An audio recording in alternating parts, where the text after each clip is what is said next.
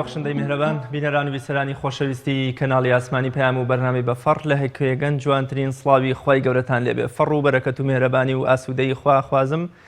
بۆ ئێوەی عزیز و خۆشەویست. درود و سڵاو نێرم بۆ گیانی پاکی پێغەمبەری خۆشەویست و نوری چاو و ڕێپیشاندەر و ئاراستەکەری دنیا و قیامەتمان و مایەی شانازی دنیا و قیامەتمان حەزرەتی محەممەدی کوڕی عەبدوڵڵا، ئەو پێغەمبەرە نازدار و خۆشەویستەی کە کۆمەڵگەیەکی مرۆڤ دۆست و ڕێزگێڕەرەوە بۆ مرۆڤی بۆ بنیاد نین و ئەگەر چرا و ژی لەمۆی ئەو پێغەمبەر ئازیزە بەدەستمانەوە بگرین کۆمەڵگەیەکی ئاسوودە و دوور لە کوشتن و کوشت و بڕ فەراهەم دەهێنین. شکۆی مرۆڤ و هۆکاری زیادبوونی کوشتن لە کۆمەڵگە دەکەمە تەوەری ئەمڕۆی بەرنامەی بەفەڕ کە بێگومان مرۆڤ لە ڕوانگەی ئاینی پیرۆزی ئیسلام بە پێچەوانە و بەراوردی هەموو ئایدیا و ئاین و ئیمپراتۆریەتەکانی ترەوە مرۆڤ ڕێز و شکۆ و حرمەتێکی زۆری هەیە. تەمەنانەت تەواوی جیهاد و ڕوبەڕووبوونەوە و ماندووبوونەکانی سوپای ئیسلامیش بۆ ڕزگارکردنی مرۆڤە لە ژێردەستەیی و چنگ و ستەمی زاڵم و دکتاتۆر و تاغوتەکانی سەردەم.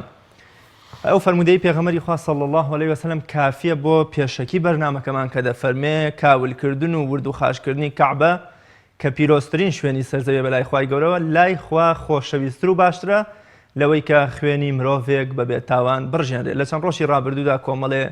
ڕووداوی تراژیدی لە نێوان مرد منداڵاندا چاومان پێکەوت و بیسەر و بینەری بووین کە بەداخەوەمە کۆمەڵگە بەرەو داڕوخان و بەرەو شیرازەپسان و بەرەو هەڵدێران دەبە. بۆ قسەکردن لەسەر شکۆی مرۆڤ و هۆکاری زیادبوونی کوشتنەکان لە کۆمەڵگە و کێن ئەوانەی بەرپرسن لە پشت ئەم ڕووداوە کۆمەڵایەتیە تاوانکارە ناشرین و قێزەونانەوە میوانداری زۆر بەڕێز مامۆستا ئەکبەر محەممەد زانای ئاینیم کردو. مامۆستا گیان یاخوا بەخێر بێ و سپاس بۆ ئامادەبوون و تاعات و عیبادەتیشتان قبوڵ بێ ئینشاءالله. خوای گەورە جزای خەیری وەش باتوە بۆ ئەم هەلە و بۆ ئەم بەرنامە و بۆ ئەم ڕوونکردنەوانە کە هەندێک لە خەڵکی ئەگەر گوێشمان لێ بگرن ئینشاءالله بتوانین پەیامێک بگەێنین بۆ ئەو خەڵکانەی کە ئەم شتانە ڕووەدا ئەمیش نەکەنە ماڵ بەسەر ئیسلامەوە وەکو ئەم هەموو شتانەی کە هەرچی خراپە ڕوودا چونکە ئێستا ئیسلام حکوم ناکە. ئێستا ئەوەی بەرپرسە بێ لە وەکو ڕوودانی حەدەس وەکو جەریمە وەکو قەتل وەکو شت دەسەڵاتەکانە بە دەرەجەی یەکەم یعنی بە دەرەجەیەکی غێرە مباشر کە مباشرەکە خۆیەتی بەڵامەکو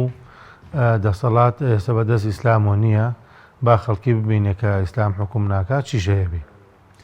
زۆر باشە مامۆستاگیان بە لە ڕوانگەی ئیسلامەوە باز لە شکۆ و گەورەی و حرمەتی مرۆڤ بکەین. ئیسلامی پیرۆز بە تایبەت دوو سەرچاوەکەی قورئان و سونەت چه گرنگی و پێگەیەکان بۆ خوێنی مرۆڤ بۆ گیانی مرۆڤ بۆ کەسایەتی و شکۆ و حرمەتی مرۆڤ داناوە؟ بسم الله الرحمن الرحيم الحمد لله والصلاة والسلام على رسول الله اللهم صل على محمد وعلى آل محمد كما صليت على إبراهيم وعلى آل إبراهيم وبارك على محمد وعلى آل محمد كما باركت على إبراهيم وعلى آل إبراهيم إنك حميد مجيد اللهم آمين. بيقومان شرع خطابي شرع قرآن والسنة بو عقل كرامته وبيقي إنسان هاتوا ولقل إنسان أقساكا بجن وببيا وببيا جياوازي تكليف هاتوا بو أويكا هەموو کەسێک پێی هەڵسێ واتە ئینسان خۆی مکەلەفە بەو حکومە شەرعیانەی کە لە قورئان و لە سونەتە هاتووە. واتە هەر کەسێک ئەگەر عەقلی نەبێ وەکو مناڵێک هێشتا عەقلی پڕ نەبووە یان گەورەیەک کەوا عەقلی نازج نەبووە پڕ نەبووە شەرع هیچ حکمێکی بەسەرا نادا لەبەرەوەی کەسێکی تێگەیشتوو نییە و تێناگەیە. حتا نوێژیش خوای گەورە فەرمی حتا تەعلەموا ما تەقولون بۆی بزانن چی ئەڵێن لەبەرەوە بۆ ئەوە کراوە شەرع لەگەڵ عەقڵی ئینسانە قسە بکە و لەگەڵ عەقڵی ئینسانە ئەگۆڕێ و لەگەڵ توانای ئینسانە حکمەکانیشی ئەگۆڕێ. کە هاتووە باسی ئینسانی کردووە ئینسان محوەری یعنی محوەری کەونە و محوەری باسەکانی خوای گەورەیە و محوەری تەکلیفەکە لە ئینسانەکری ئەم ئینسانە کە مادامەکو ئەوەنە بەڕێز بێ خوای گەورە مەلایکەی بۆ هێناوەتە سوژدە و ئادەمی لە بەهەشت لە ئیبلیسی لە بەهەشتا دەرکردووە لە ڕەحمەتی خۆی دەرکردووە لەبەر خاتری ئەم ئینسانە و کردوێتی خەلیفەی خۆی لەسەر زەوی و هەزارها پێغەمبەری بۆ ناردووە و مسەخەری ئەرز و ئاسمان و خۆر و مانگ و شەو و ڕۆژ و هەموو شتێکی بۆ مسەخەر کردووە و قیامەتێک و بەهشت و جەهەنەمێکی بۆ دیاری کردووە لەبەرەوەی کە ڕێگەی باش بگرێ و ڕێگەی خراپ نەگرێ، پاداش لەسەر چاکە و سزا لەسەر خراپەی بۆ دیاری کردووە و لەگەڵ ئەوە یاسایەکی بۆ داناوە کە لەسەر ئەم یاسایە بژی ئەگەر هەڵا و کۆم و کورتەکانیشی تیا بوو بگەڕێتەوە بۆی دەکاتی نیزاع و خلاف و اختلافە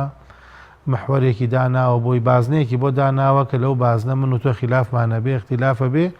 یعنی لە ئەم ژوورە بۆمان دیاری کراوە لەمە دەرنەچین لەبەرەوەی ئەکرێ بە یەکی شوێنە بین بەڵام هەر بە لێک بازنەکۆ بین و ئەم ئینسانە کە خوای گەورە ڕێزی لێک گرتووە گەر نەفس بێ ئەگەرەک و هەر نەفس بێ هەر ئینسان بێ خوای گەورە بە ڕێزەوە باسی کردووە. پێغەمبەری خوا صلی الله علیه وسلم کە حکمی کردووە کە وەلی ئەمری مەدینە بووە لە کاتێکا کە دوو کەس جەریمەی تاوانێکەکەن کە زینایە، زینای محسەنیشە بە شەرعی خۆیانیش کە لە تەوراتە هاتووە کە ڕەجم بکرێن، دوای ئەوەی کەوا ڕەجمیش کراون پێغەمبەری خوا صلی الله علیه وسلم لە بەرپێی جەنازەکە لەسێ پێڵێن ئەوە یەهودیەکە بوو وا لە زیناکە ڕەجم کراوە، فەرمی ئەلەیست نەفسەن، یعنی ئەمە مەنسوخ نییە بە هەندێک حەدیث کەوا باسەکرێت چونکە دوو سەحابە لە قادسیا هەمان شێوە بۆ جەنازەی غەیرە موسڵمانیش لە پێرپێی هەڵساون چونکە وتوان ئەمە نەفسە. ئەبینی نەوەکو هەر لە زیندوێتیە لە مردوێتیە لە شەرعا دروست نیە ئینسان لەسەر قەبری ئینسانێکیشا دانیشی پێ بخاتە سەر بڕوا بەسەر قەبرێکا بۆ چونکە حرمەتی ئینسان لە مردوێتیە وەکو حرمەتی بە زوونەتی وایە وەکو چۆن دروست نییە بە پێ بنەدە سەر کەسێک لەسەر کەسێک دانیشی دروست نییە لەسەر مردوویەکیش دانیشی. ئەم ئینسانە کە خوای گەورە پێگە و پایەکی داوە پێی ڕێزگرتنێکی داوە پێی کەوا قورئانی بۆ ناردووە و تەکلیفی لێەکە و سزا و پاداشتی بۆ داناوە و ڕێگەی پێنیشانەدا و مۆڵەتیشی پێداوە لە کاتی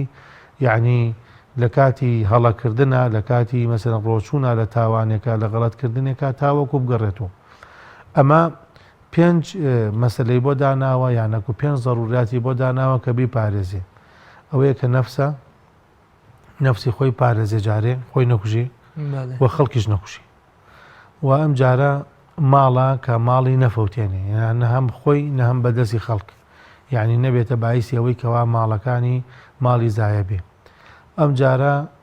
شەرەف و عرز و ناموسی کە ئەمەش گرانە لەکەدار نەبێ، یعنی کەرامەتی لە ناو خەڵکە نەشکێنرێتەوە خۆی نەشکێنێتەوە. دروست نییە خۆی لە بەرچاوی خەڵک بڵێ من سەگی وەکو من هەندێک خەتیبێ جاری وا هەیە لە سەگی بەردەرکاتەوە و دەفزانە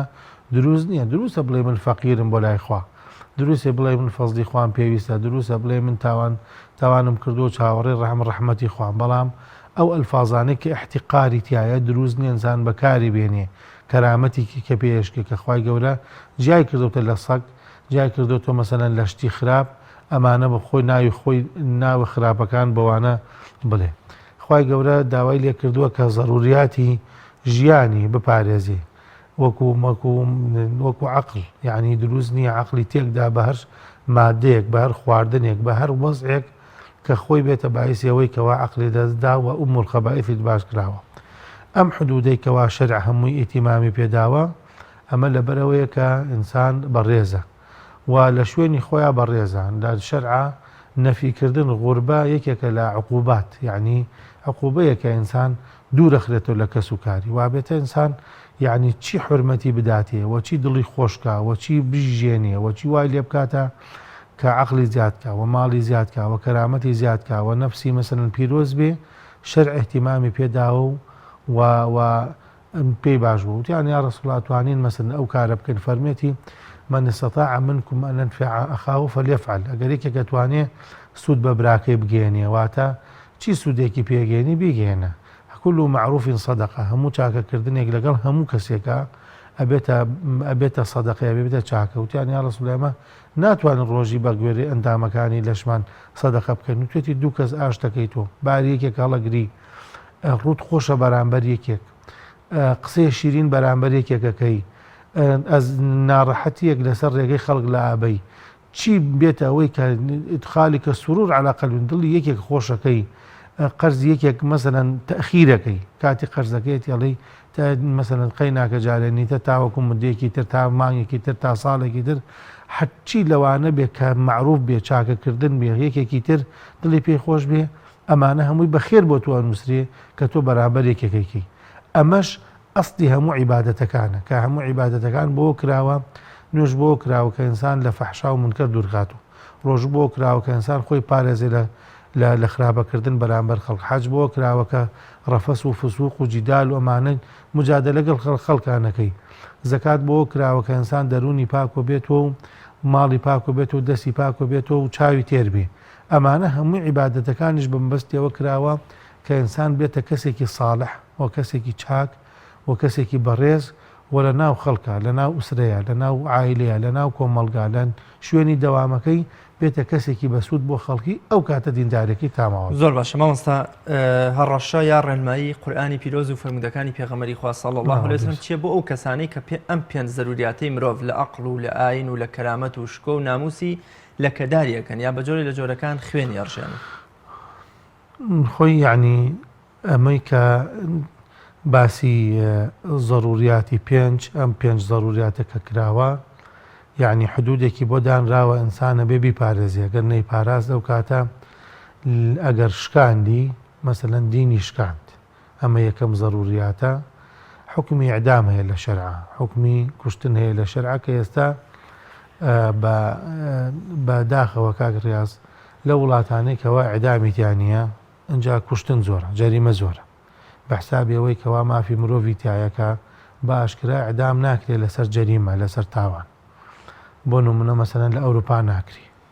ئەی معدەلی جەریمە چۆنە یعنی خوای گەورە کە ئیعدامی داناوە بۆ هەر کەسێک کە خەڵکە کوژێ فەرمێتی وەلەکم فی القیصاص حەیات خوای گەورە بۆیە تۆڵەسەندنەوەی داناوە بۆی خەڵکی بژی خەڵک ترسی ئەوەی هەیە یعنی ترسی ئەوەی بێ کە ئەگەر یەکێک بکوژێ ئەکوژرێتەوە جددیە و حکومەکە جێبەجێ ئەکرێ ئەو کاتە کەس ناکوژێ بەڵام بزانە کە خەڵکە کوژێ و دوایی سوڵحی بۆ ئەکرێ و دوای پارێشی بۆ کۆکرێتەوە ڕەنگە لە پارەکەش دێشی بمێنێتەوە ئیسفادەی لێ بکە ئەو کاتە پشگیری ئەکرێت لەلایەن مەسەلەن کەسێک و یا جیهەتێک و یا گروپێکەوە ئەو کاتە کوشتن لای ئاسانە بێ لەسەر بەسیترن شت ئەمە کە بەوە کە بڵێ بڕوا و لاوە ڕەنگە ئەگەر بە دڵی نەبێت چونکە ێزانە پشگیری هەیە دوایی مەسەلەن حشتەکەی بۆ حەلەکرێ خۆشی وازعی کوشتنەکەی هەیە هەر کەسێکیش بێ دەسەڵات بێ کوژرێ ئەمە زۆرە بێ هەر کەسێک لە دین لادا ئەمە تەبعاً لای موسڵمان ئەمە هینی یەکەمە یعنی مەرحەلەی یەکەمە یانە کوشتی گەورەیە لە دین ئەگەر دین بگۆڕێ ئەمە لە نەفسی خۆیان بێ کەس نازانێ و کەس حەقی نییە بەڵام ئەو زندیقانەی کەوا دین لە خەڵکی تێکەدەن شوبهات لە خەڵکی بڵاوەکەن و خەڵکەکەنە ئەوەی کەوا مەسەلەنەکەنە دوو بەرەوە وەکو ئێستا مەسەلەن زۆر بووە خەڵک شکلا لە سیرە و لە سونە و لە قورئان و لە حەدیث و لە تاریخ و لە مێژوو لە هەموو شتێکی ئیسلاما پەیاکەن ئەمانە لە شەرعا یعنی حکمیان ئەوەیە کە ئیستیتابەکرێن داوای تەوبەیان لێکری ئەگینا ناهێڵرێ بەم شێوەیە کە ئاوها دین لە خەڵکی بگۆڕن ئەو کەسانی کە خەڵکە کوژن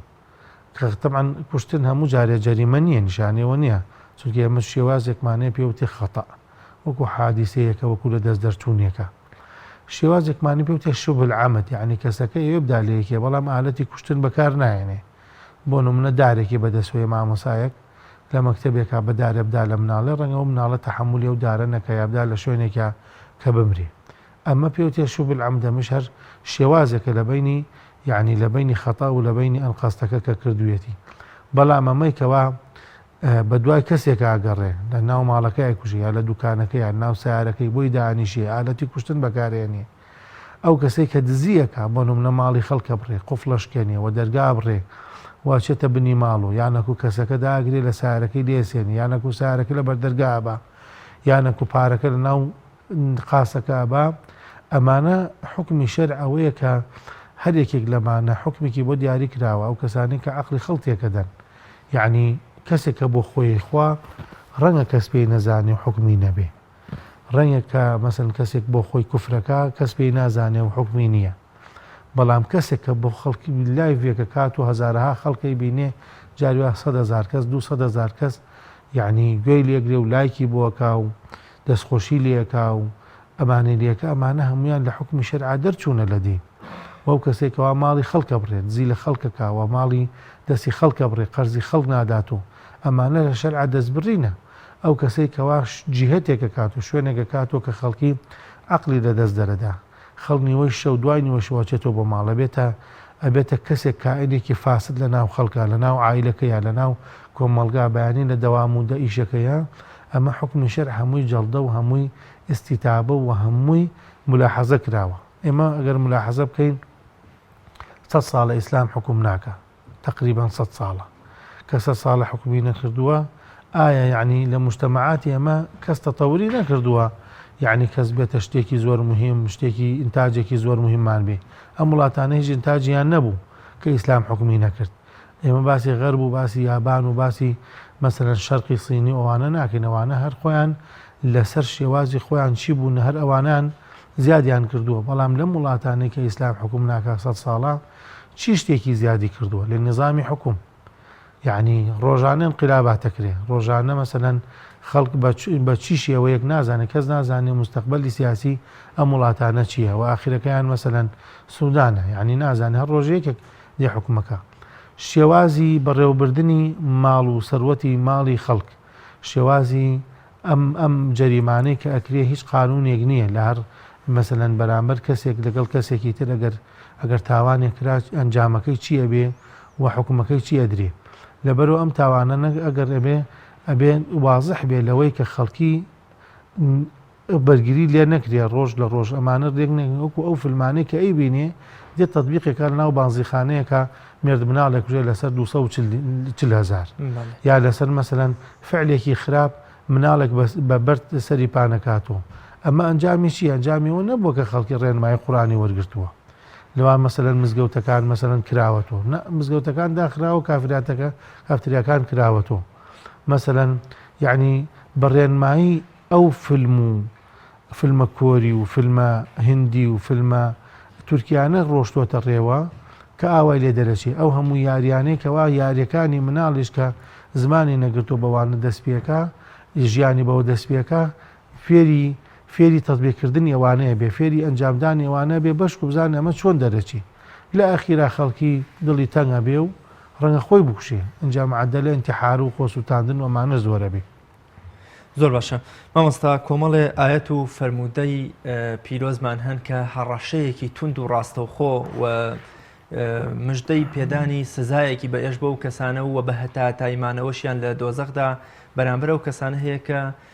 خەڵکێک بەبێت تاوان نەفسێ بەبێت تاوان بەبێ هۆ دەکوژن. با پێمان خۆشە لە ڕوانگەی و ئاەت و فەرمودانەوە بزانین هەڕەشەکان چین کە لە دنیا و لە قیامەتدا لەو مرۆڤانە کراون. ئەو کەسێکە یەکێک بکوژێ عنی بە عەمدەن مەبەسمان بێ چونکە خەتا کابرا کەسێ تاوانی نەکردو خۆی گەورە فەرمی و ماکانە لمؤمن ئەن یەقتل مؤمنا إلا خەطأ شتی وانە کە ئیماندار بکوشێ مەگەر لە دەست دەرچوون بێ نەزانێ بەڵێ بەڕووداوی هاتوچۆ مەسەلەن ئاگای لە خۆی نییە و ئەو شتە ڕووی داوە. بەڵام ئەوەی کەوا ڕۆدا لە ئاەتێکا فەرمێ فكأنما قتل الناس جميعا وەکوایە هەموو بەشەرێتی کوشتی بێ و یەکەم تاوان کە لە سەرزەویا کراوە کوشتنی براکان بووە کوڕەکانی ئادەم عەلەیهی سەلام کە یەکتریان کوشتووە یەکیانی کوشتووە. و لە ئاەتێکی ترا فەرمێ فجزاؤه جهنم خالدا فيها پاداشەکەی جەهەنەمە بە هەتایی وەخوا غەزەبی لێکرێت و ڕابێ لێی و لەعنەتی لێ کردو ڕەحمەتی نابینێ و عەزابی سەختی هەیە. ولا حديث پیغمبری خدا صلی الله علیه و فرمى ان بين يدي الساعه ايام هرج لا بر لروج قيامت چون يعني بر لقيامت کې نشانه کان اخر زمان وهي كهرج روده وتيان هرج فرمي القتل وتيان يعني كافر مسلمان كشي مسلمان كافر كشي فرمي نخير انه ليس بقتلكم المشركين ولكن بقتل بعضكم بعضا او هندك تان شلون هندك تان يقتل الرجل أباه وأخاه وعمه وابن عمه وجاره یەکێک لێوە هەڵەسێ چه دەراوسێکەیە کوژێ باو کوڕەکەیە کوژێ کوڕ باوکەکەیە کوژێ برا براکەکەیە کوژێ ئامۆزاکەیە کوژێ برازا مامەکەیە کوژێ مامەکە برازاکەیە کوژێ يعني يا رسول الله ومعنا عقولنا يومئذ كس عقلي هي وروجا يعني كس دراوسكي بكوشي كس باوكي بكوشي كس مثلا آموزاكي بكوشي فرمي تذهب عقول أكثر أهل ذلك الزمان زور بي زماني أو كاتا عقلها نماوة يعني ببي عقلي هيش بيويستي بم قتلنية كوا بكوشي يعني أو كسي كوا لسر دو صو چلزاريكي كوشي أم دو صو چلزارا جياني قوري دولة منيكا يعني تواو نابي أي بو أي كوجي أي بو أي كوجي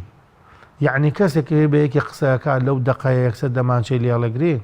يا مثلا بدواي تولاق ردواي بيكوجيتو يعني لي كم بو بكاسي كتير باتوز تحملك تاوكو مش توابي تاو قسش توابي شرك بيت دو قسي مثلا جنيه وبناشرين بيكتري ادري چی پێویستەکە بەوەی کە با بگەێتە حەدی کوشتن ئەمە شتێکە کە پێغەمبەری خوا صلی الله علیه وسلم لە چەند حەدیثێکە کە تەوافی کردووە بە چاردەری کەعبە یعنی هەموو تارەکانی مینا و عەرەفات و لە بەیتە هەمووی لەسەر حورمەت و گەورەیی خوێنی ئینسان کردووە کە خوێنی ئینسان چەندێک گەورەیە فەرمێتی چەندێت وە پیرۆزی و چەندێک لای خوا بە حورمەتی و پیرۆزترین شوێنی کە خوای گەورە دروستی کردووە کەعبەیە لە سەرزەویە خوای گەورە بەڵام فەرمێ بەقەدەر موسڵمانە لای تۆ بەڕێز نییە یعنی یەکێک بێ ئەو کەعبەیە بەرد بە بەرد هەڵی تەکێنێ و بیڕوخێنێ و تەختیکە وەکو کەسێکی نەکردووەکەوە چێ ئینسانێکی موسڵمان بەبێ حەق ئەکوژێ لاندی حەدیثا فەرمێ من ئاذا مسلما یعنی بەقەدەر کەسێکە موسڵمانێک عەزیەتەدا ئیتر ئایا کوشتن بێ یا غێرە کوشتن كشتني غيري مسلمان ما دام كل قلتها يعني محارب نية ومعاهدة ومستأمنة فرمي يعني بوني بهجناك كسيك ما دام كن مستحقي كشتن نبوة أما تو كشتيتي لبر قصيك يا لبر دزيك يا لبر مثلا طول سنويك يا لبر هويك يعني تشفي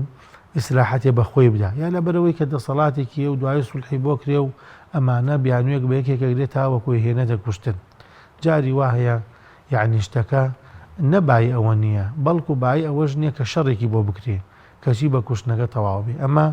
طبعا لمجتمعاتي أما تازه خلقي أو جيليك مثلا بمشي وجياوة تحملي نماوة قتلي لا آسان بوا بلا ما كل جيل كاني ترى لمجتمع كاني ترى رنغ خو كشتني زوار بيه لا يا تقريبا شان صالك معدلي كم بوتو خو كشتنو خو سوتاندن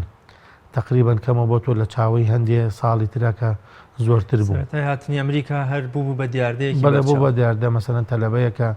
دەرەجەی باشی نەیە ناخۆیە کوشت چێنەیانەدا بە خۆی بکوشتایە بەڵام ئێستا ئەوە لە شێوازێکی تر شتێتر زیادی کردو مەسەلەن لەم چەند ساڵە کاگریاز مەسەلەی سەحر و جادو زۆر زیادی کردووە بە بەرنامە شەکرێ لە شوێنێکی بچووکی دیاریوان ناحەیەکە یان قەزایەکی بچووکە 100 ساحری تایە هەمووشی بازاڕیەیە هەمووشی ئیشەکە هەمووشی پارە وەرەگرێ زۆر پیاوێکە پارەی دیار نییە ژنەکەی سێرەکەی خەریکی جادوکردنە لە شەرعا ئەو کەسانەی کە سحرەکەن لە ماڵە کاتێکێدەن ئەبێتە باعیسی ئەوەی کە کوڕیان تێکەچێ بەرەو خارجە ڕوا مەسەلەن ژنیان پیاوی لەبەر چاوکەوێ ژن پیا و لەبەر چاکەوێ ئەمانە یعنی مستحقیەوە نن کە لێپرسینیان لێ بکرێ بەڵامەکو نووسینگاکەن و ئەسڵەن لە فەیسبووکەکانە إعلاناتي بوكن يعني دياني مندائي وصابي أو أنواع دياناتي تقدر تشوكها على خوشويستكم لاي بياوكت على مثلا فلان جنكي تريم لا بغزاوية كم وادي كم مثلا بقسي توبكا وادي كم كوا بتخوازي وادي كم كشوت بيبكا لم بابتانو هيج رقابيك ني لسلامة رنگا لسر بوستيكي ديني جاري وايا داخري هەندێ مەسەلەن پەیجی گەورە داخرێ لەبەرەوەی کە شتێکی هەندێشتی دینی بڵاو کردوتۆ بەڵامەکو ئەوانە بە ئاشکرا ئەعلاناتی بازاری خۆیانەکەن کەم چەندەها ماڵتێک چووە چەندەها ژیان نەماوە چەندەها خەڵک عەقلی نەماوە یعنی چەندەها ئافرەت ناتوانێ ژنداری بکە لای مێردەکەی ئەمانەش هەمووی جۆرە قەتلێکی چۆن قەتلی سیاسیە قەتلی شەخسی هەیە قەتلی عایلی هەیە هەم عایلە پەرتەوازەوە بۆ هۆی ساحرێک وەکە کراوە بەڕاستی ئەمانە هەمووی هیچ قانونێ نییە قانون تەنیا دانرێ جگەرە کێشان لە شوێنی گشتیە جەریمە مەسەلەن هینە غەرامەی هەیە بەسەوە یا ڕۆیشتن بەسەر جادەی ئەوە مەسەلەن لەوە زیاتر بکری ئەوە غەرامەیە هەیە ئەی ماڵێک تێکە چی ئەمە چی بکەین ئەی ئەم مساحرانە مەسەلەن کە زۆر بوون ئێمانە کێ محاسەبەیەکە ئەی مەسەلەن قانونی ڕەدع بۆ ئەوەی کە خەڵکی ئاوا یەکتری نەکوژێ مەسەلەن ئەمە بزانین دوای ئەمە چی ڕووەدا ئەمە کە ڕوویداوە ئایا خەڵکی لە دەستی مزگەوت وای لێ هاتووە کە پەشیمان بێتەوە بڵێن وەڵامی بەبوونی مزگەوتەکانە بەبوونی مزگەوتەکان وای لێ هاتووە یانەکو داخستنی مزگەوتەکان وای کردووە کە جەریمە زۆر بێ. زۆر باش مامۆستا ئەوانەی کە ڕەخنە و تیری ژەهراوی خۆیان ئاراستە ئیسلامەکەن بەوەی کە ئیسلام وەکۆڵێ لە ناوبەری مرۆڤە ئیسلام بەهۆی حدودەکانیەوە مرۆڤە کوژێ دەستی مرۆڤە بڕێ بە جۆرە لە جۆرەکان شکۆی مرۆڤەشکێنێ خۆیان پێشڕەوی خوێنێکن کە تا ئەژنۆیان هاتووە خۆیان دەستیان سوورە بە کوشتنی ملیۆنەها و لە کوردستانە بە هەزارەها خەڵکیان کوشتووە و لە ئاستی جیهانیشا لە جەنگە جیهانیەکانە ملیۆنەها خەڵکیان کوشتووە هۆکاری ئەمە چیە کە وەکۆڵێ خوێنی ئەوان دیار نییە و ئەو خوێنە دیارە کە ئیسلامی پیرۆز لە پێناو ڕزگارکردنی کۆمەڵی مرۆڤە ئەو دڕکوداڵی لەسەر ڕێی لا بردووە کە ئاغا و دیکتاتۆر و تاغوت بوون بۆ گەیاندنی دادپەروەری و وەکۆڵ حەقانیەتی ئیسلام بەو خەڵکە ژێردەستەی کە ئەو تاغوتانە بوونەتە لەمپەر لە بەردەمیانە داوای لە بردنەکە ماڵم بەڵام هۆکەی ئیعلام هەرچەند ئێمە لە شوێنی ئیعلامی دانیشتین بەڵام ئیعلام وای کردووە کە مەسەلەن وا دەربخرێ بۆ نمونە یعنی من نمونێن لەسەر ڕۆژی جومعەیە لەم شارە چەند هەزار کەس جومعاکە یەک ئیعلام باسی ناکە یەک ئیعلام نییە تەختیەی مەسەلەن نوێژی جومعە و ئامادەکاری بۆ جومعە و خەڵ لە جومعە دانیشتووە و خەڵ لە جومعە چۆن ئەڕواتوە و کامە هەموو جومعەیە دووبارە بێتەوە ڕەنگە لەم شارە 100 مزگەوت یا جومعەی تا بکرێ بە خۆ هیچ نەبێ 20 مزگەوتی گەورەی تایە کە مەسەلەن قەرە باڵق بێ بەڵام یەک تەختەی ئیعلامی ناکرێ بەینەما جاری وا هەیە 6 نەفەر لە باخێکە هەرێکی یاوە وەرەقەیەکیان هەڵواسیوە و داواکارێکیان کردووە یعنی سیچل ئیعلامیە چێتە ناو باخە و ڕسمیان نەگرێ یا مقابلەکرێن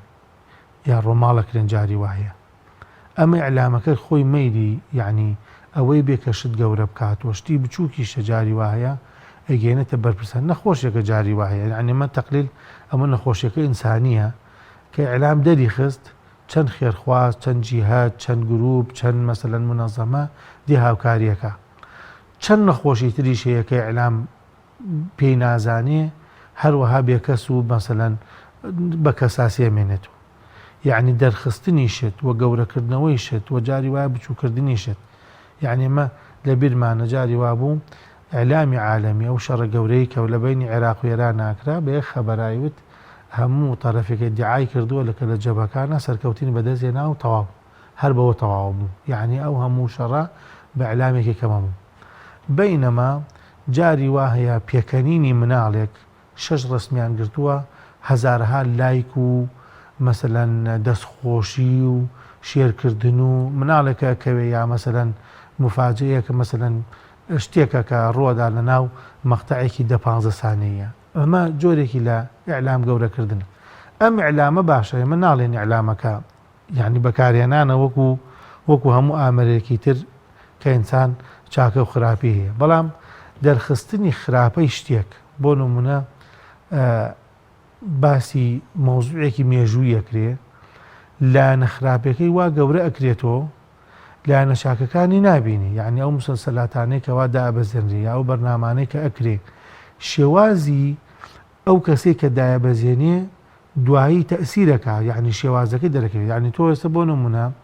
مێژوونووسێکی باسیە گەرەک و باسی زمانی حکمی بەعسکە چۆن باسیەکە هەڵە دنیا ئەمان و خەڵکی تێر بوو خەڵکی هەموو سقەی بەخۆی بوو شەو ڕۆژدادەکان هەبوو کەس تعدای لێ نەکرا ڕۆژێک کەس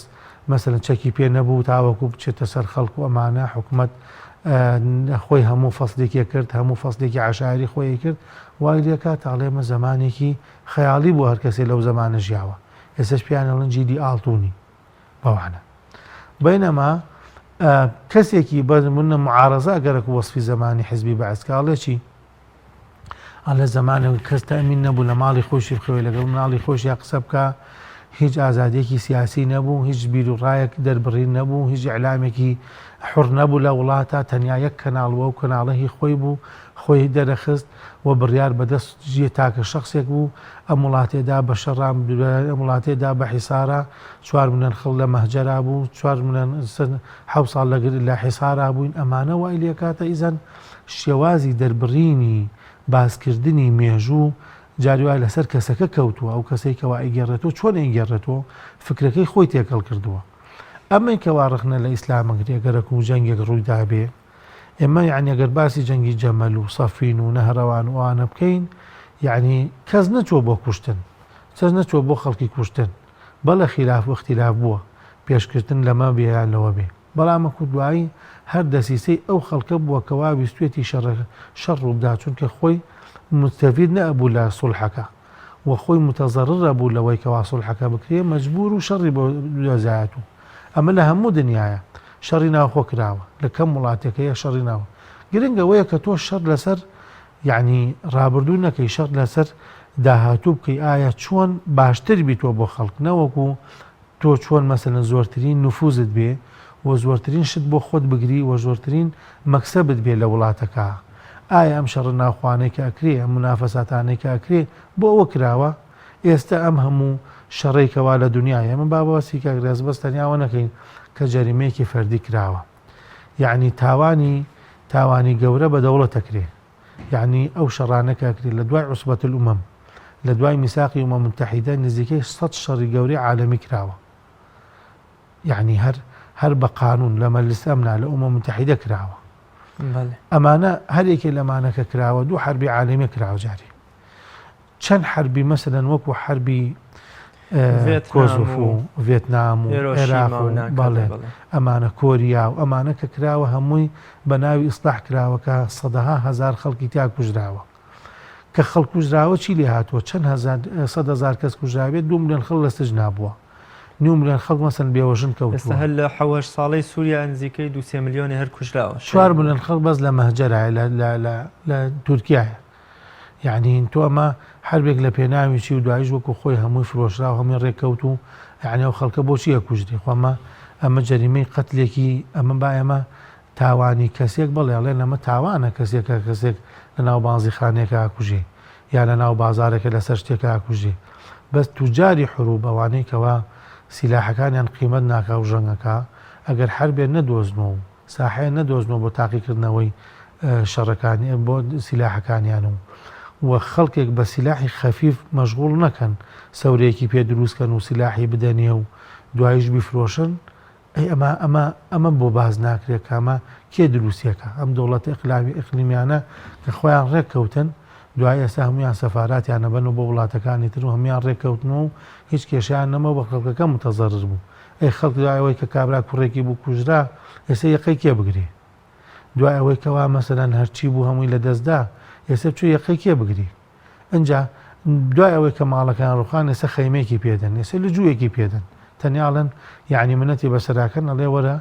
لە وڵاتەکەی ئەمە لە جوو یانەکو جنسیە یانەکو مەسەل هەندی حقوقت پێدەین نەگەرەکو دانیشە لە بەرەوەی وڵاتەکەی خۆتان لە ئەمانانیت. زۆر باشە مامۆستا با بچینە سەر ئەو بەشە هۆکاری وەکوڵێ زیادبوونی تاوانەکانی کوشتن و کاڵبوونەوەی ئەو بنەمایی کە ینی مرۆڤ کوشتن بەو هەموو قورسی و ناڕەحەتی و دوا ڕۆژە خراپەوە و زۆرجا مرۆڤێک باڵندەیەک بە تاوانە کوژە، ینی زۆرجا پشیلەیەکا بەژێر سیارەکەیەوە زۆر ینی لەسەر دڵی قورسە، بەڵام مرۆڤێک زۆر بە ئاسایی هیوامان هەیە لە کوردستانە دەستی سوورە بە 5-6 کەس لە کاتی جیاوازەواتە هەر دەستگیرەکە و عفواتێکی بۆ دەرچیا سوڵحێکی ئاشایرەکەی خەڵکێکی ترە کوژێتەوە. هۆکاری ئەم ئاسانبوونەوە و کاڵبوونەوەی بنەمایە بۆچیە گەڕێتەوە و هۆکاری زیادبوونەکانی کۆمەڵگەش لە ئەستۆیکیایە؟ ئێمە وەکو موسڵمان باوەڕمان وایە کە ئینسانە گەر دیندار نەبوو یعنی شتێک نییە کە بیگەڕێنێتەوە، ئەگەر زەمیر و وجدان و ئەمانە ئەمە شتێکە لە ناخی هەموو کەسێکە هەیە، بەڵام تەربیەت نەکراوە، زراعەت نەکراوە، زۆری پێ نەدراوە، بۆیە ئەو تەبیعەتانەی ئەچێتە سەر وەحشی گەریەتەکە کە ئینسان حەزکا لە کوشتنی خەڵک. ئەگەر ئینسان دیندار بوو ئەو کاتە ڕۆحی ئینسان لایە قورسە بێ. ئەو سەحابانەی کەوا ئیمانیان هێناوە پێشتر خوای گەورە فەرمیێ کونتم مەعداءن، پێشتر دوژمن بوون، یەکتریان نەکوشت، شەڕیان نەکرد، ئەوس و خەزرەج 120 ساڵ لەسەر حشتریان لەسەر کەڵەشێر یەکتریانە کوشت 5 ساڵ بەدەوێ سەلەم بچێتە مەدینە حربی بۆ عاسیان کردووە هەرچی سەرکردەکان یەکتری و کوشتیان و تەمان قەتل ڕاکێشە کە یەکێکی کوشت ئەوە کە تریش تۆڵێسن و ئەوش دێت تۆڵێسەنەوە ئیتر ئەمە مسلسلە کۆتایی نایەت بەڵام کە بوونە موسڵمان پێغەمبەری خوا سەلەم فێری کردن کە ناڕەحەتێک لەسەر ڕێگەی خەڵابن بەردێک لەسەر ڕێگەی خەڵابن چڵەدارێک لەسەر ڕێگەی خەڵابن ئەوش سەدەقەیە ئەوش تەواوکەری ئیمانە ئەمە واکاتە کە ئینسان ڕێز لە خەڵک بگرێ ئەوە قانون نەبوو کامیرا نەبوو وە سزا نەبوو لە دنیا ئەی لە قیامەتە بۆ ئەمە وای لێ کاتە کە حورمەتی خەڵک پارێزێ خەڵ لە شوێنێکا چاوی لێ نەبوو ئیترە بێ خەڵ بکوشێ یا ماڵی خەڵ بەرێ یانەکو فەساد بناتەوە شتێکی خراپکە نەخێر ئەمە هۆکانی یەکەمە یعنی هەرچی باسکەین ئەگەڕێتەوە بۆ ئەمە بۆ ئینسان یعنی ئینسانی موسڵمان ئێستا بە شانازیوە ئەوەی کە ئیلتیزامی هەیە بە دین هەمووی موسڵمانە بەڵام ئەوەی کە ئیلتیزامی هەیە بە دین ڕێنمایی خوا و پێغەمبەر بەجێهێنێ یەک کەس نییە کە تۆمێ قەتلی پیاکرابێ خەڵکێ لەو سژنانە ئافرەت پیاوی کوشتووە یعنی پێی ئەڵێن پەشیمان ئەڵێ پەشیمانی چەندها ئافرەت هەیە لەم یعنی سجنانەی کوردستانە کە پیاوەکەی خۆی کوشتووە نە بەدەسیسە یعنی پارێ داوەتە پیاوێکی تر بژێ هەر خۆی بەدەستی خۆی بە چەقۆ یان بە دەمانچە یان بە خنکاندن بە وەسیلەیەک پیاوەکەی کوشتووە پێ ئەڵێن پەشیمان ئەڵێن نەخێر یعنی هێشتا بەخۆی بە تاوانبار نازانی پیا و ژنی کوشتووە باوک و کوڕ مەسەن یەکتریان کوشتووە ئەمانە هیچی وازعی دینی تیانە واتە یعنی لە منتەلەقێکی دینی و ئەم شتانەیان نەکردووە بۆ نمونە یعنی هینێکتان کرد ڕۆماڵێکتان کرد لە ڕەمەزانە دوای ڕەمەزان مدیری پۆلیسی هەولێر بوو کە یەک جەریمە نەکراوە لە ڕەمەزانە کە خەڵکی بە ڕۆژوو بووە هەرەوە نییە کەوا بێتاقەت وڵا لە ڕۆژوە لە ماڵ دەرناچێت نەخێر دەوام کراوە ئیش کراوە بازار کراوەتەوە بەڵام یەک جەریمە تۆمار نەکراوە لە ڕەمەزانە ئەم معناوێت تا ئینسان نزیک بێ لە خواوە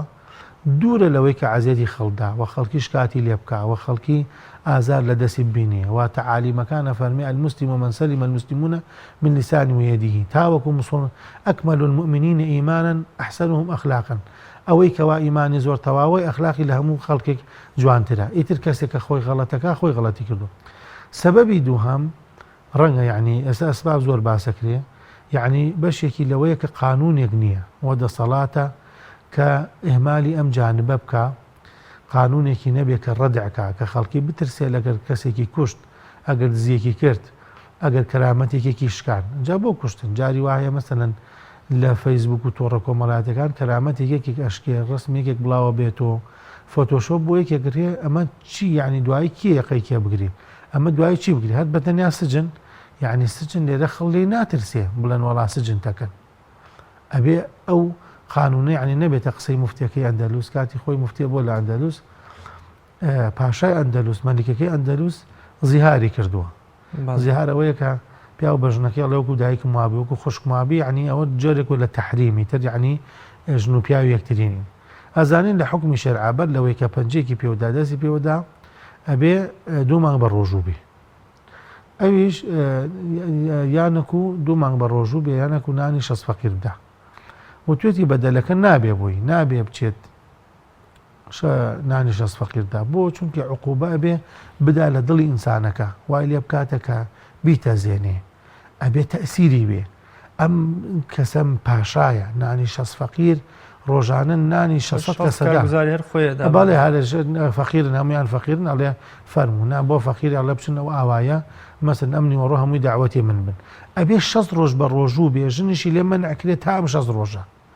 ئەنجا تێگەیەکەوە ئەمە چونکە گوناحێکی گەورەی کردووە وإنهم ليقولون منكرا من القول وزورا خوا لەم قسە تووڕە بووە بێن تەئسیری لەسەر دڵی بکە کە خەڵ لە سجن نەترسێ بۆ نمونە لە سوڵح ناترسێ لەمانە ئەمە نابێتەوە کارەوەی کەوا خەڵکی جەریمە نەکە وەڵای خەڵکی لە چاکی خۆیان لە دینداری خۆیان لە وجدانی خۆیان مەسەلەن خراپە ناکە بچۆ عالەمە هەمووی ساری لەبەر دەرگایە هەموو کەسێک کامێرەی نییە یعنی دزی شەکات دوای هەر بەرە بێ پیا کوشتن شەکات دوای بەرە بێ مەسەلەن ماڵی خەڵکی شەخوا قەرزی چەندها خەڵ لەو دەشت و دەرە لەو بازاڕە لەو ئیش و کەسابەتە ماڵی خەڵکی خواردووە و خەڵکی بێ بکە بۆ یعنی چونکە شتێک نییەکەوا لێ بترسێ و ئەلێ دوای هەر سوڵحم بۆەکەن و مەجبورن لەگەڵمان ڕێکەون سەبەبێکی تر یعنی بڵاوبوونەوەشتە خراپەکانە و کەمکردنەوەشتە باشەکانە. یعنی تۆ تەعالیمی دین واکاتە کە خەڵکی لە خوا بترسێ، کامێرەی لەسەر نەبوو، پۆلیسی لەسەر نەبوو، قانونێک لەو دەشتە لە لادەیەکە کە خراپە نەکا کە خەڵکی چاوی لێ نییە. بەڵام ئەم کەسە ئەگەر دیندار نەبوو ئەو کاتە بۆچی خراپە نەکا؟ هەموو شتێکی خراپ فێر بووە و هەموو مادە هۆشبەرەکان وە شوێنە کافتریاکان بچۆ، یعنی لە شارێکی بچووکە ناوینایەنم شاری بچووکی وایە شارۆشکەیەکی بچووکە، یعنی 100 کافتریای تایە. ئەم 100 کافتریاش ئاوەدانە، بەڵام مزگەوتەکان چۆڵن. نوێژێکی جەماعەتی بەیانیان ڕەنگە 40-50 نەفەرنێت، بەڵام کافتریاکان تایەکی شەو 200-300 نەفەر دانیشتووە و خەریکی یعنی نێرگە لە خواردنە، خەریکی جگەرە کێشانە، خەریکی مەشروب خواردنە، تاوەکو جادەکان تاوەکو 2-3 شەو چۆڵ نابێ خەڵک بەبێ ئیش ئەسوڕێت و ئەنجا بە ڕۆژ هەڵناسی بە ڕۆژ شەڕەکە لەبەرەوەی ئەو هەموو شتە خراپە چۆتە جسمی چۆتە مێشکی، ئەو هەموو ڕسمە خراپە چۆتە ناو مێشکیوە. ئێستا ئەوە بەجێنی ئەم هەموو مسلسلە خراپە، ئەم هەموو فیلمە کۆریانەی عنی چیان خەڵکی فێر کرد؟ خەڵکی فێری علم بوو، سەنعەت بوو، مێهنە بوو، هەمووی فێری شەڕ و کوشتن و شمشێربازی و ئەمانە بوو. فێری مەسەلەن تەقەکردن بوو، ئەم فیلمانە فێری خیانەتی زەوجی، فێرێتی ئەوە کە چۆن درۆ بکا و چۆن پینەیەکە. یعنی وا دڵی ئەو کەسەی کە وا گوێی لێگرێ خەریکە دڵیەک کەوی هاوارێسە کەشفە بێ ئەو کەسێک کە خراپەی کردووە. زۆر باشە. مامۆستاگیان کاتی بەرنامەکەمان بەرەو تەوابوون چوو. زۆر سپاس بۆ ڕێنماییەکان، زۆر سپاس بۆ وتەکان، خوا بەخێر بێ و بە ئومێدیەوە ئینشەڵا کۆمەڵگەکەمان پاک بێتەوە لەو جۆرە کەسانەی کە هیچ شکۆ و ڕێزێکی مرۆڤیان لا نییە و یان ئینسان یا غەرامە یانەکو دین. ئێستا لە ئەوروپا مەسەلەن خەڵکی بەچی بەڵێ لەوێ خەڵک بە یاسا جڵاوگیر بوون. بەڵێ با غەرامە مەسەلەن تۆ تاخیربی لە کاتی دانی قەرزەکە زیاد دەکات. تۆ لە حاڵەتێکە مەسەلەن مخالفەیەکی مروری بکەیت، مخالفەیەکی زەریبە بکەیت، غەرادی ئەچێتە سەرت، منعی هەندێک سەفەرت لێکرێت، تەڕ دەکرێت لە وڵاتە ئەگەرەک و مخالفە بکەیت. چونکە بۆ چونکە وازعی دینی ضعیفە، پێ حکومەکە عیلمانیە. ئەی لەم وڵاتە لە هەموو شوێنەکە تۆ ناتوانانی غەرامەشدانی. ئەگەر خەڵکی دیندار بێ و کاتە خۆی لەبەرخوا مخالفەی مروری ناکە، خۆی لەبەرخوا دەلاوسەکەی زعاج ناکە، خۆی لەبەرخوا وای لێ دێ کە زوڵم لە عایلەکەی ناکە، لەگەڵ ماڵ و مناڵەکەی بەخۆشی ئاشێ، چونکە خوای گەورە فەرمێتی بە معروف بشی. زۆر زۆر سپاس بۆ بەڕێز مامۆستا ئەکبەر محەممەد زانایانی کە میوانی ئەمڕۆی بەرنامەکەم بووی. زۆر سپاس بینەرانی عزیز و خۆشەویست، سپاسی فرەش بۆ ئێوەی عزیز و خۆشەویست. تا بە یەکگەشتنەوەیەکی تر لە پەنای خوادا بن، خواتان لەگەڵ.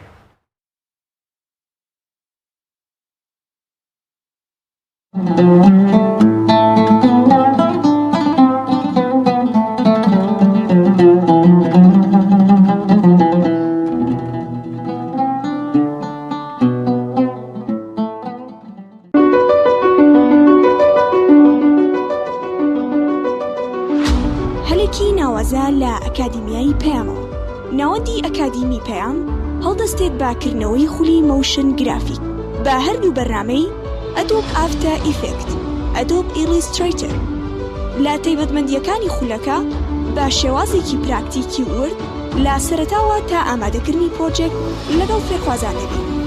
بۆ بەشداریکردن و زانیاری زیاتر پەیوەندی بکەن بە 1950 151 90 90.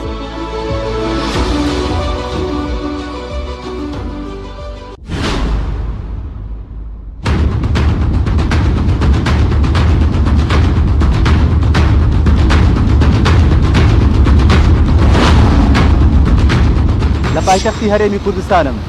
ماوەیە کە دەگوترێت بەشێکی زۆری ئەم کافتریانی لەم پارێزگایەدان جۆرێک لە مادەی بێهۆشکەر تێکەڵ بە ئاوی نێرگەلەکان دەکەن. لێرە منداڵی خوار تەمەنی 18 ساڵ و پیر و گەنجەکان بەیەکەوە کسیەکانیان پڕ دەکەن لە دووکەڵی کوشندە و ژەهراوی نێرگەلە. برادر هەیە، ناساو هەیە، بەردەوام دەچیتن، ئیتر نازانم لەو خودی خۆی دەچیان زۆر جۆرێک لە مدبین بەو کەسەوە دیارە بەڕێتەوە. حەز دەکەم چونکە دەڵێ گەر نێگرێنە چم سەرم دێشتن سەو خەوم لێ ناکەویتن. ئەو شانە ئەگەر بکرێت من تەنها بۆ ئیدمانکردنی ئەو شخصەیە تا بگەڕێتەوە لای. وڵای بڵێم نییە هەیە بەدیەکری یعنی دەمە و ئێوارەیە ئاسمانی ئەم شارە بە دووکەڵی ژەهراوی ئۆتۆمبیل و نێرگەلە کێشەکان باوەش بۆ شەوێکی نوێ دەکاتەوە. منیش ئەم شەو تا درەنگانێک لێرە دەمێنمەوە و دەمەوێت زانیاری زیاتر و سەرچاوی باوەڕ پێکراوتر سەبارەت بە تێکەڵکردنی ماددەی هۆشبەر بە ئاوی نێرگەلەکان و بازرگانیکردن بە ماددەی هۆشبەر و ئافرەتی بیانیەوە بزانم.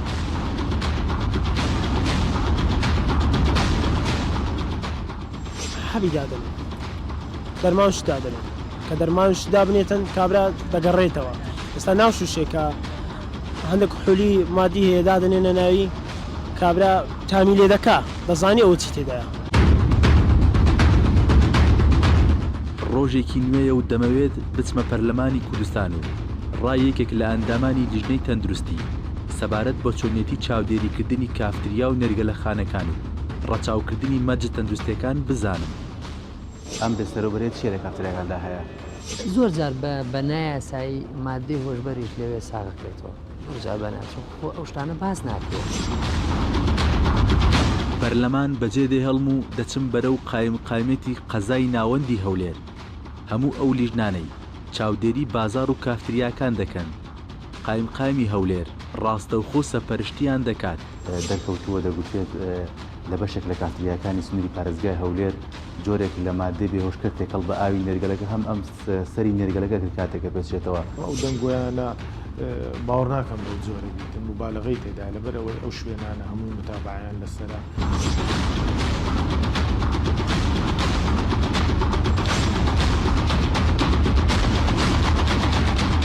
بەدواداچوون شەممە کاتژمێر 7 بە کاتی هەولێر.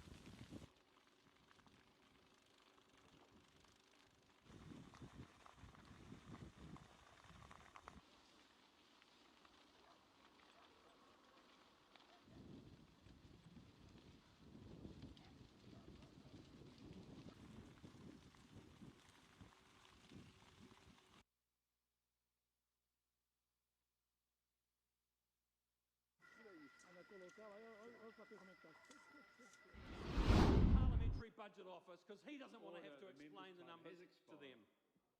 Well done. The Honourable Mark Mitchell. Thank you, Mr. Speaker. Firstly, can I just very quickly acknowledge your ruling around the use of where this government is letting us down and letting the community down in terms of community safety, Mr. Speaker. Thank you. Mr. Speaker. The Honourable Ron Mark. Thank you, Mr. Speaker. Well, it's an absolute pleasure to get the opportunity. To them. Well done. The Honourable Mark. Thank you, Mr. Speaker.